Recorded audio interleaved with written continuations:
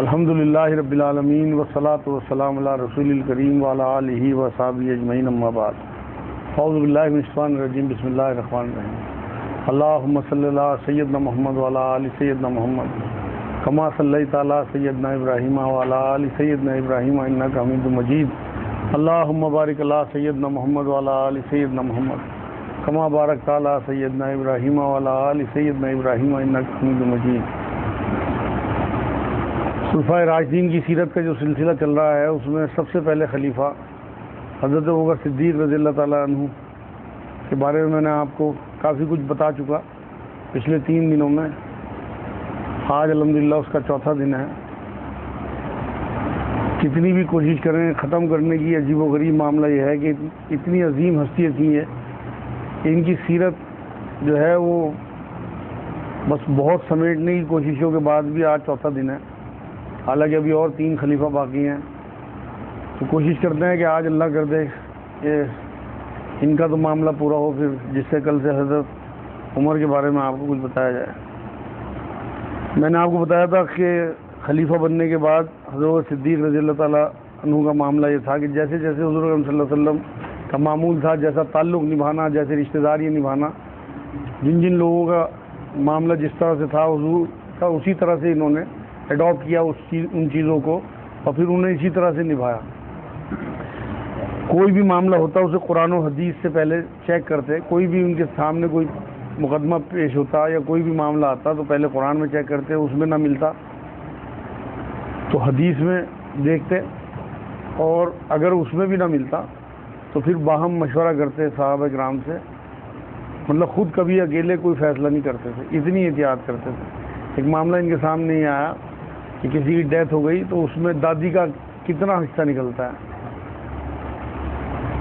تو قرآن میں دیکھا تو نہیں ملا، حدیثوں میں بھی نہیں ملا، کوئی حضور اکرم صلی اللہ علیہ وسلم کی حدیث ان کے سامنے نہیں تھی۔ انہوں نے صحابہ کرام کو اکٹھا کیا اور پھر یہ پوچھا کہ کسی کے سامنے ایسا کوئی معاملہ آیا ہو، تو ان میں سے ایک صحابی اٹھے اور کہنے لگے ہاں میرے سامنے ایسا معاملہ آیا، حضور نے دادی کو 6واں حصہ دلوایا تھا میراث میں سے۔ تو انہوں نے کہا کہ بھئی ان کی شہادت دینے والا کوئی ہے، کسی اور نے سنا ہو، تو ایک اور صحابی اٹھے، انہوں نے کہا ہاں جی میرے سامنے یہ معاملہ ہوا تھا، تو انہوں نے پھر اسی حساب سے ان صحابہ کی شہادت پہ یہ فیصلہ کیا۔ مطلب میں نے آپ کو ہلکی سی مثال دی ان کی۔ یہ معمول تھا کہ قرآن و حدیث سے چیک کر کے اگر اس میں نہ ملے تو پھر باہم مشورے سے فیصلے کیا کرتے تھے۔ خلیفہ بننے کے بعد مرتدین جتنے بھی مرتد ہو گئے تھے لوگ، حضور کی زندگی میں مرتد ہونے شروع ہو گئے تھے، کچھ جھوٹے نبی کھڑے ہو گئے تھے، اور حضور کی ڈیتھ کے بعد تو ایک بہت بڑا سلسلہ مرتد ہونے کا لوگوں کا ہوا۔ ان کے خلاف انہوں نے کمر کس لی، جہاد کیا، قتال کیا۔ جھوٹے نبی جو بھی کھڑے ہوئے، مسلمہ کذاب ایک نام آتا ہے، اس سے قتال کا حکم دیا اور اسے ختم کیا۔ ایک علاقہ ایسا تھا کہ اس علاقے کے لوگوں نے زکوٰۃ دینے سے منع کر دیا، مطلب منع نہیں کیا زکوٰۃ دینے سے، بلکہ بیت المال میں دینے سے منع کر دیا، اور یہ کہا کہ ہم اپنی کمیونٹی سے اکٹھا کریں گے اور اسی میں اسے ڈسٹریبیوٹ کریں گے زکوٰۃ کو، مطلب انکار نہیں کیا زکوٰۃ کا، مگر انہوں نے یہ کہا کہ حضور اکرم صلی اللہ علیہ وسلم کے زمانے میں اگر یہ زکوٰۃ میں اونٹ دیتے تھے اور اونٹ کے ساتھ رسی بھی دیتے تھے وہ بھی لوں گا، اور ان کے خلاف مطلب جہاد کیا اور انہیں آمادہ کیا اس بات پہ کہ بیت المال میں زکوٰۃ آئے گی اور پھر اس سے پھر وہاں سے تقسیم ہوگی پورے معاشرے میں جو غریب غربا لوگ ہیں، مطلب اپنی چلنے نہیں دی، جو حضور صلی اللہ علیہ وسلم کے زمانے سے جو معمول تھے بالکل انہی پہ رہے۔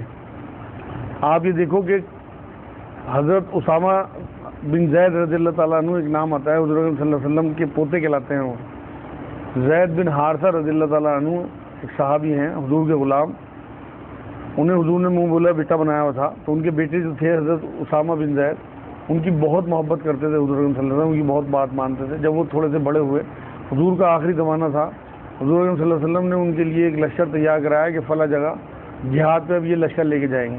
اسی بیچ میں حضور صلی اللہ علیہ وسلم کی بہت زیادہ حالت خراب ہو گئی اور پھر ان کے بعد ان کی ڈیتھ بھی ہو گئی، تو وہ لشکر نہیں جا سکا، تو انہوں نے فوراً اس لشکر کو تیار کیا، اور اسامہ کو حالانکہ بہت کم عمر کے تھے وہ، اس کا امیر بنا کے اس لشکر کو جو بھیجنے کی بات کی، تو کافی صحابہ جو ہیں وہ یہ آئے ان کے پاس اور ریکویسٹ کرنے لگے کہ جی آپ، وہ حضور صلی اللہ علیہ وسلم کا معاملہ تھا، آپ کم سے کم اتنے چھوٹے بچے کے ہاتھ میں کمان نہ دیں، اور معاملہ بہت زیادہ خراب ہو جائے گا. یہ ایسا نہ ہو کہ خدا نخواستہ شکست ہو جائے. تو انہوں نے یہ بات کہی کہ کسی بھی قیمت پہ میں اس بات کو مانوں گا نہیں. حالانکہ حضرت عمر نے منع کیا, حضرت عثمان نے منع کیا کہ اس طرح سے ابھی قتال شروع نہ کیا جائے. تازہ معاملہ ہے, بہت زیادہ لوگ مرتد ہو گئے, کچھ لوگ زکوٰۃ کا انکار کر رہے ہیں, تو جگہ جگہ اس طرح سے ہم اگر وفد بھیجیں گے تو معاملہ خراب ہونے کا ڈر ہے. لیکن انہوں نے یہ بات کہی کہ کسی بھی قیمت پہ یہ ہو نہیں سکتا کہ حضور صلی اللہ علیہ وسلم نے کوئی آرڈر کیا ہو اور وہ اگر صدیق زندہ ہو اور اسے آرڈر کو پورا نہ کرائے. اگر تم میں سے کوئی بھی میرا ساتھ نہیں دے گا تو میں اکیلا جاؤں گا. اور کمر کس لی اور اونٹ پہ چڑھ گئے جانے کے لیے اکیلے. تو حضرت عمر, حضرت علی وغیرہ جو ہیں انہوں نے کہا کہ ہم بنا مشورے کے آپ سے یہ بات کہہ گئے تھے, لیکن ہم آپ کے ساتھ ہیں اور ہم نے جو آپ سے بیعت کی ہوئی ہے جس طرح سے آپ چاہیں اس طرح سے کریں, بالکل ہم آپ کے ساتھ ہیں. تو اس طرح سے وہ سلسلہ جو ہے, اور بعد میں ہوا بھی وہی کہ فتوحات ہوتی رہی اور دین کو فروغ ہوتی رہی. ان کی تمام باتیں جو ہیں وہ اللہ کی طرف سے اس طرح سے کلیئر ہوتی رہی جیسے بالکل تیر نشانے پہ لگتا ہے. تمام غزوات یہ جیتتے رہے, شام کے, عراق کے, تمام جتنے بھی غزوات نام آتا ہے وہ سب انہوں نے جیتے ہیں. ان کے فضائل میں جو ہے وہ آیتیں بھی اتری ہیں قرآن کی, اور حضور صلی اللہ علیہ وسلم کی احادیث بھی ہیں ان سے متعلق. اس میں حضور صلی اللہ علیہ وسلم نے یہ بات فرمائی تھی ایک بار کہ جو جنت میں بڑی عمر کے لوگ ہوں گے ان کے سردار حضرت بکر صدیق اور حضرت عمر ہوں گے. یہ حضور صلی اللہ علیہ وسلم کا اسٹیٹمنٹ ہے. ایک بار حضور صلی اللہ علیہ وسلم نے ابو بکر صدیق سے فرمایا کہ غار میں تم میرے ساتھ رہے, اور جب جہاں میں آب کوثر پلاؤں گا وہاں بھی تم میرے ساتھ ہوگے. یہ خوشخبری اس طرح کی حضرت بکر صدیق کو حضور صلی اللہ علیہ وسلم نے دی. ایک خطبہ بھی ان کا آتا ہے, وہ میں نے فوٹو کاپی کرا کے, کیونکہ لفظ بلفظ آپ کے پاس پہنچ جائے تو وہ بھی میں آج آپ کو سنا دوں گا, جس سے کہ آج یہ معاملہ کمپلیٹ ہو جائے. ایک بار ایک عورت آئی ان کے پاس, حضور صلی اللہ علیہ وسلم کے پاس کسی معاملے کو لے کے. آخری زمانہ تھا, حضور صلی اللہ علیہ وسلم بہت زیادہ ضعیف ہو گئے تھے, تو اس نے اپنا معاملہ رکھا حضور صلی اللہ علیہ وسلم کے سامنے. حضور نے کہا تو پھر آنا معاملہ سن کے اس کا. تو اس نے پلٹ کے حضور کی حالت دیکھ کے پوچھا کہ حضور اگر میں آپ کو نہ پاؤں تو کس سے ملوں؟ تو حضور صلی اللہ علیہ وسلم نے کہا کہ ابو بکر صدیق سے. مطلب یہ بھی اشارہ تھا ان کی خلافت کا. یہ اور حضور نے ایک بار یہ بات فرمائی کہ اگر کوئی جماعت ہو اور اس میں ابو بکر ہو تو یہ اچھی بات نہیں ہوگی کہ ابو بکر کے علاوہ کوئی اور امام بنے. یہ سب اشارے ایسے تھے کہ حضور صلی اللہ علیہ وسلم نے امامت کی طرف ان کے اشارے کیے تھے. ان کے لیے حضور صلی اللہ علیہ وسلم کی باتیں جو ہیں, حضرت علی یہ کہتے ہیں کہ حضور صلی اللہ علیہ وسلم نے یہ بات فرمائی کہ میری امت میں نبی کے بعد اگر کوئی سب سے بہتر شخص ہے تو وہ ابو بکر صدیق اور عمر ہیں.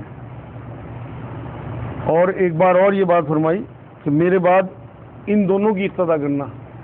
صحابہ اکرام کو اشارہ کر کے یہ بات کہی کہ حضرت ابو بکر صدیق اور حضرت عمر کی اقتدا کرنا میرے بعد.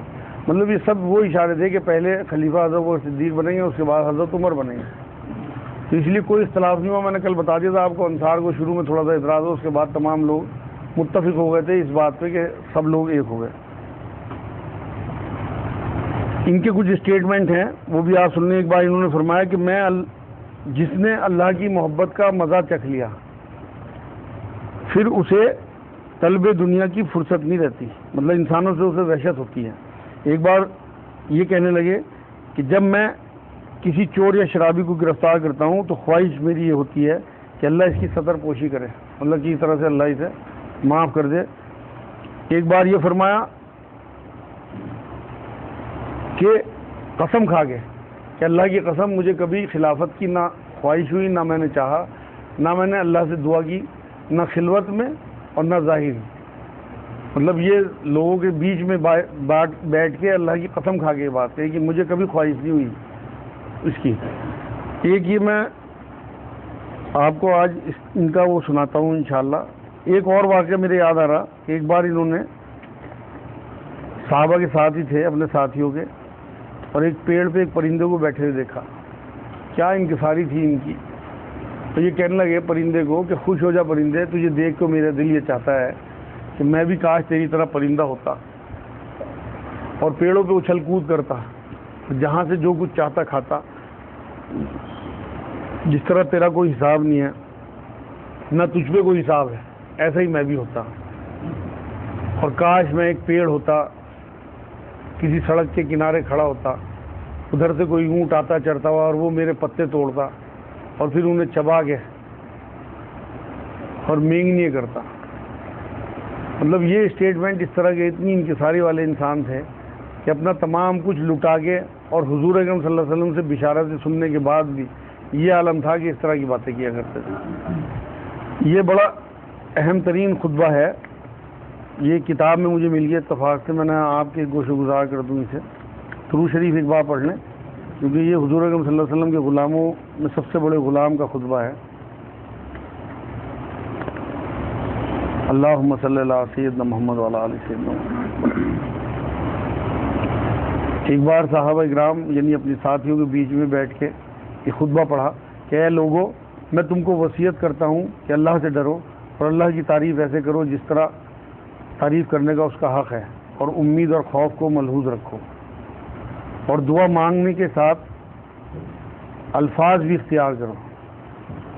دیکھو خدا نے ذکریہ اور ان کے گھر والوں کی تعریف میں فرمایا اور یہ آیت پڑھی جس کا ترجمہ یہ ہے کہ اے اللہ کے بندو، خوب سمجھ لو اللہ نے اپنے حق میں تمہاری جانوں کو گروی کر دیا اور اس پر تم سے عہد لیے ہیں، اور تم قلیل فانی یعنی دنیا کے عوض کثیر باقی یعنی جنت نعیم آخرت کے مول کو مول لیا ہے. یہ اللہ کی کتاب تم میں موجود ہے جس کے عجائب کبھی ختم نہ ہوں گے، جس کی روشنی کبھی گل نہ ہوگی، لہذا تم کلام الہی کی تصدیق کرو اور اللہ کی کتاب سے نصیحت حاصل کرتے رہو، اور تاریکی والے دن کے لیے اس سے بینائی حاصل کرو. اور تم کو اللہ نے اپنی عبادت ہی کے لیے پیدا کیا ہے، اور تم پر کرامن کاتبین یعنی اعمال لکھنے والے فرشتوں کو مسلط کیا ہے. جو کچھ تم کرتے ہو وہ فرشتے جانتے ہیں. اے اللہ کے بندو، تم ہر صبح اور ہر شام یعنی ہر لحظہ اس میعاد سے قریب ہو جاتے ہو جس کا علم تم سے غائب ہے، مطلب موت سے. اگر تم سے ہو سکے تو تمہاری عمریں اس حال میں ختم ہوں کہ تم اللہ کے کام میں مشغول ہو تو ایسا ہی کرو، مگر اللہ کی مدد کے بغیر تم ایسا نہیں کر سکتے، لہذا اللہ سے مدد مانگا کرو. اے لوگو، اپنی عمر کی مہلتوں میں نیکیوں کی طرف سبقت کرو قبل اس کے کہ تمہاری عمر ختم ہو جائے اور تم کو اپنی بدعمالیوں سے سابقہ پڑے. کچھ لوگوں نے اپنی زندگیاں غیروں کے لیے صرف کر دی اور اپنی جانوں کو فراموش کر دیا. میں تم کو منع کرتا ہوں کہ تم ایسے نہ بنو. حضرت انس رضی اللہ تعالیٰ عنہ کہتے ہیں کہ حضرت صدیق اکبر کبھی خطبے میں انسان کی پیدائش کا حال بیان فرماتے تو کہتے ہیں کہ انسان 2 مرتبہ مقام نجاست سے نکلا ہے، یعنی ایک مرتبہ صلب پیدر سے اور ایک مرتبہ شکم مادر سے. اس وقت کیفیت یہ ہوتی تھی کہ ہر شخص اپنے آپ کو نجس سمجھنے لگتا تھا، اور یہ حق ہے کہ ایک بار ہم اپنے والد کے نطفے سے جو نکلتے ہیں اس کے بعد دوسرے اپنی ماں کے رحم مادر سے نکلتے ہیں. یہ 2 بار کا واقعہ وہ بیان کرتے تھے اکثر لوگوں میں خطبے میں. فرمایا کرتے تھے کہ اے لوگوں، خدا کے خوف سے رو، اگر رونا نہ آئے تو رونے کی کوشش کرو، مطلب رونے جیسا منہ بنا لیا کرو. ایک روز اپنے خطبے میں فرمایا کہ وہ حسین کہاں گئے جن کے چہرے خوبصورت تھے، جن کو اپنی جوانی پر ناز تھا. وہ بادشاہ کہاں گئے جنہوں نے شہر آباد کیے تھے. وہ بہادر کہاں گئے جو میدان جنگ میں ہمیشہ غالب رہتے تھے. زمانے نے ان کو ہلاک کر دیا اور وہ قبر کی تاریکیوں میں پڑے ہوئے ہیں. جہاد ملک شام کی ترغیب میں جو خطبہ پڑھا تھا اس کا ایک جملہ یہ تھا کہ اے لوگو، خوش ہو جاؤ، مجھے یقین ہے کہ اللہ اس کام کو پورا کرے گا، یہاں تک کہ روغن زیتون کی تمہارے یہاں افراط ہو جائے گی.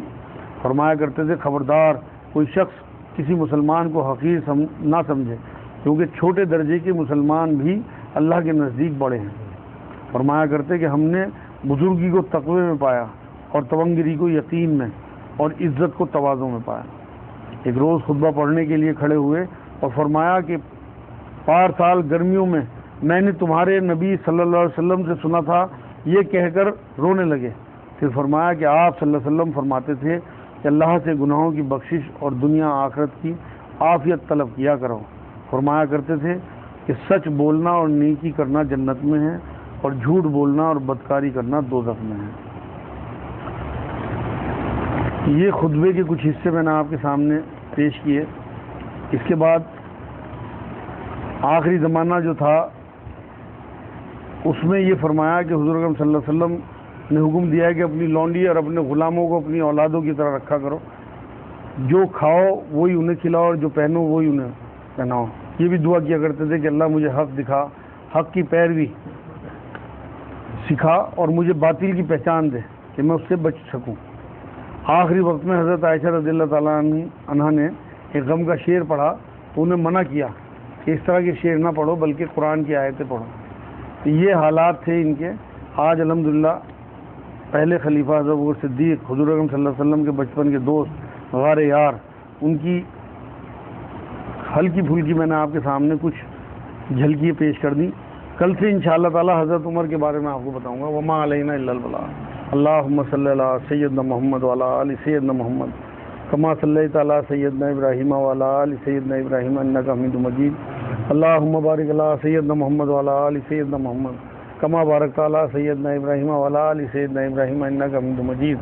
اللہ تو ہمارے گناہوں کو معاف فرما دے۔ یا اللہ